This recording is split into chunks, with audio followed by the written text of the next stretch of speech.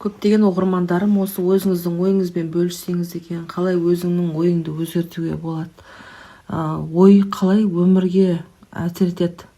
Өміріңнің дағдысын өзгертуге ой қалай әсер етеді деп сұрайтын жандар бар. Одан кейін Джо Диспенза жалпы кім, ол не жайлы деген сұрақтарға осы бір видеомен жауап бергендікті. Джо Диспенза өзі көп адам біледі, миды зерттеген, мида шектеу жоқ екенін, ми барлығын жасай алатын зерттеген жан ғой.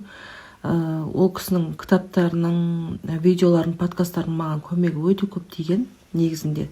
Қиыншылықта жүрген кезімде, минуста жүрген кезімде, энергиям нөл болып жүрген кезде де, қарызда жүрген кезде де, аурудан енді аяғымнан тұрып жатқан кезде де көп көмектескен да. Сол үшін өзімнің оқырмандармен, сіздермен бөліскім келеді.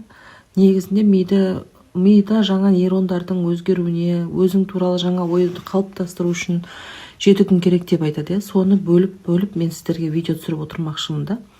Маған жазылмаған болсаңыздар, жазылып алсаңыздар болады парақшама. Бұл біріншісі, одан кейін тағы да где-то бір 2-3 видео болады деп ойлаймын да. Негізінде адам өзінің ойын, өзінің өмірі деп ойлайды дейді ол кісі. Бірақ сенің ойың, сенің өмірің емес, сенің ойыңды өзгерту арқылы өміріңді өзгерте аласың. Ойым менің осы өмірді сүріп жатырмын, менде осындай проблема болып жатыр.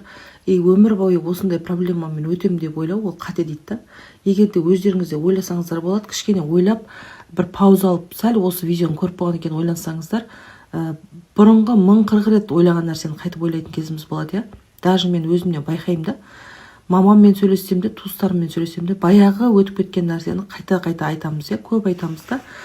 Даже бір сөз, бір әдетке айналып кеткен бір сөздер де бар, постоянно қайталап айтатын да. Сол сөздер де өткен өміріңе қайтарады, өткен өміріңнің сенің өміріңде қайталануына себеп болады. Негізі ол кісі айтады, 7 күн өзгерем деген кезде сен жаңа ортада болуға тырыс дейді, кітап оқуға тырыс дейді, сосын өзіңе ұнайтын музыка тыңда, одан кейін жаңа жаңалықтарды көбірек ести дейді, потому что ми жаңалыққа үйрену керек та. Бірінші, екінші күндер сен өзіңнің өміріңде, сол 7 күннің бірінші, екінші күндері өзіңнің өміріңнің бақылаушысына айналасың. Бірінші бақылай бастайсың.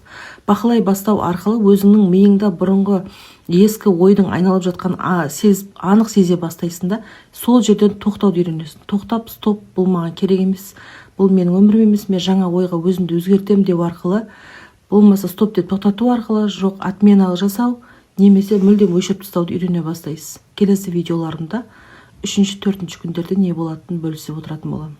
Сау болыңыздар.